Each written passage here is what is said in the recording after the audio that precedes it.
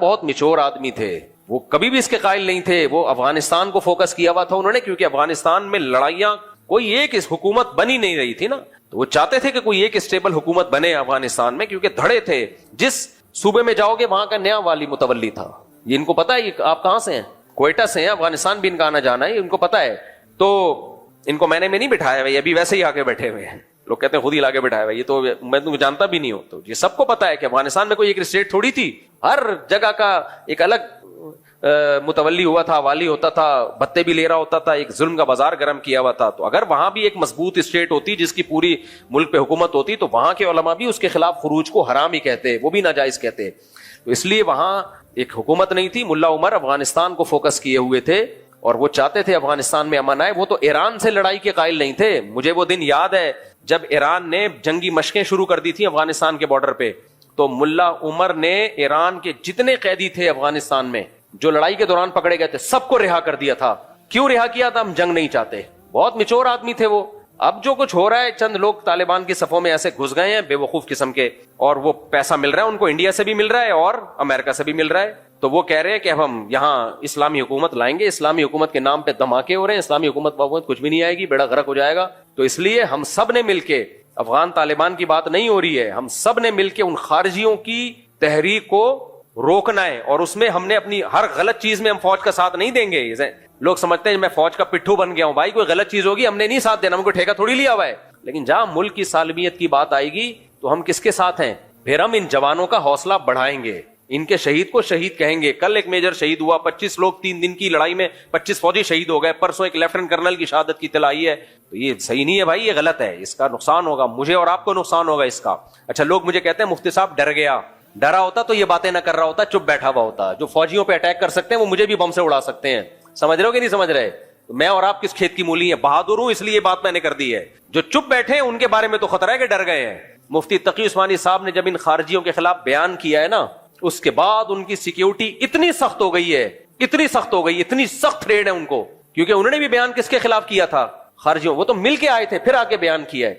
تو یہ نہیں ہے یہ سب پروپیگنڈا ہے, جہاد سے یو ٹرن لے لیا اور وہ سب, یہ ایسا کچھ بھی نہیں ہے.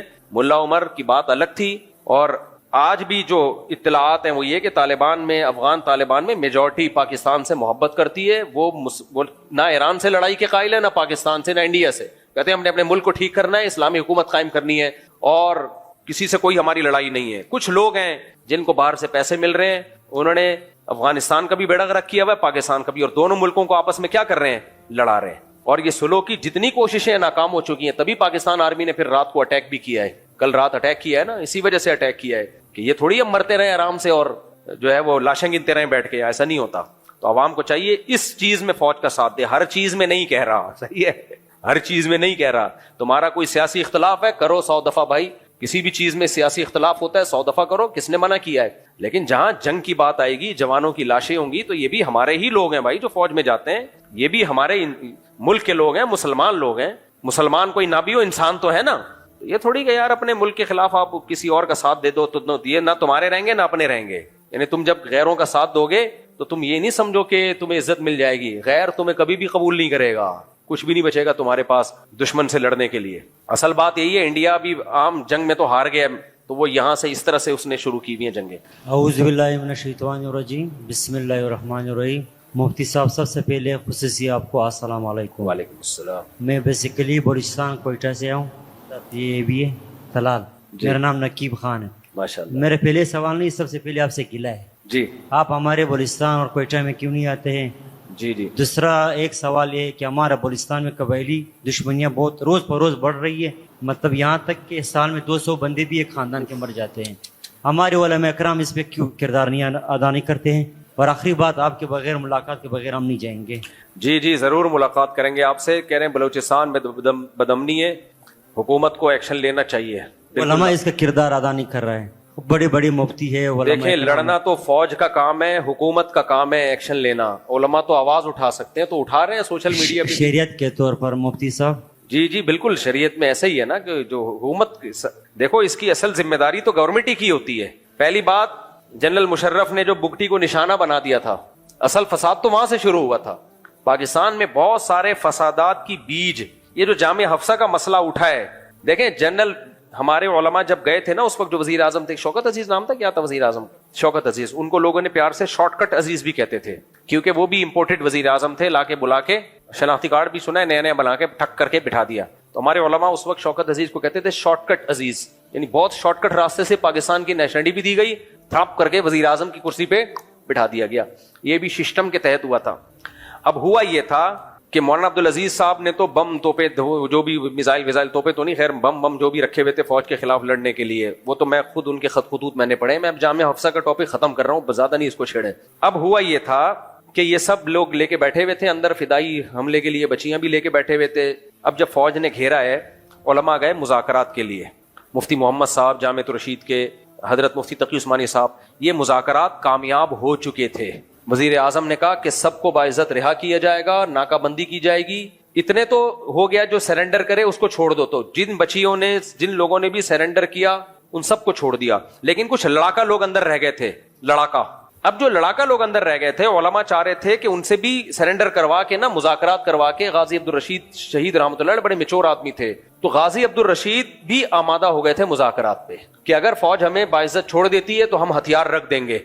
جب یہ مذاکرات ہوئے, اس میں دیکھو غلطی تو انہی لوگوں کی تھی مولانا عبدالعزیز صاحب کی, کیوں فوج کے خلاف آپ بچیوں کو اور نوجوانوں کو لے کے کھڑے ہوئے ہو آپ, یہ کون سا طریقہ ہے؟ ڈاکٹر اسرار کا بھی کلپ موجود ہے, ان سے بھی اس وقت پوچھا گیا تھا کہ یہ جامعہ حفصہ میں جو کچھ ہو رہا ہے, انہوں نے کہا اتنے سے مدرسے کو لے کر پوری ریاست پہ قبضہ کرنے کی باتیں یہ غلط ہیں, حالانکہ ڈاکٹر اسرار تو خود خلافت کے قائل تھے. اب ہوا یہ تھا کہ یہ علماء گئے, وزیر اعظم کیونکہ ایک سول آدمی ہے نا, تو ایک سویلین میں تھوڑا جذبہ ہوتا ہے نرمی کا, انہوں نے کہا ٹھیک ہے بھائی, پورا فیصلہ ہو گیا. علماء بہت خوش ہوئے کہ غازی عبدالرشید شہید رحمۃ اللہ علیہ ابھی شہید نہیں ہوئے تھے, ان کے ساتھ مذاکرات کامیاب ہو گئے, اور اب الحمدللہ وزیر اعظم کے بھی سائن ہو گئے اس کے اوپر. صدر کے سائن رہ گئے تھے جنرل مشرف کے, کہ اب یہ مسئلہ آرام سے حل ہو جائے گا اور باعزت سب کو رہا کر دیا جائے گا, اور آئندہ دوبارہ ملک میں ایسا کبھی بھی نہیں ہوگا. ایک اندازہ ہو گیا کہ بھائی اسلحے کے ذریعے ایسا نہیں ہوتا. جنرل مشرف نے آ کے گند کیا ہے. ہمارے علماء سے میں نے خود سنا جو وہاں موجود تھے, انہوں نے کہا جب مشرف آیا ہے اس نے اس طرح وہ معاہدہ پھاڑا ہے کہ میں نہیں مانتا اس معاہدے کو, اور آرڈر کیا کہ اٹیک کرو. اور علماء کہتے ہیں ہم بیٹھے ہوئے تھے اور ہمیں گولہ بارود کی آوازیں آنا شروع ہو گئی. تو ٹھیک ہے, یہاں تک تو مولانا عبدالعزیز صاحب کی غلطی ہے کہ آپ کیوں یہ کام کر رہے تھے, لیکن جنرل مشرف اگر تھوڑی سی کھوپڑی استعمال کر لیتا کہ ہے آپ ہی کی عوام اور ان کا مطالبہ بھی شریعت ہے, مطالبہ بھی غلط نہیں ہے, پاکستان اسلام کے نام پہ بنا ہے, تو اب جب ایک مذاکرات ہو چکے ہیں تو آپ اچھے لگو گے اپنی قوم پہ گولیاں برساتے ہوئے, اچھا لگے گا؟ یہ کوئی سیاست بھی کوئی چیز ہوتی ہے؟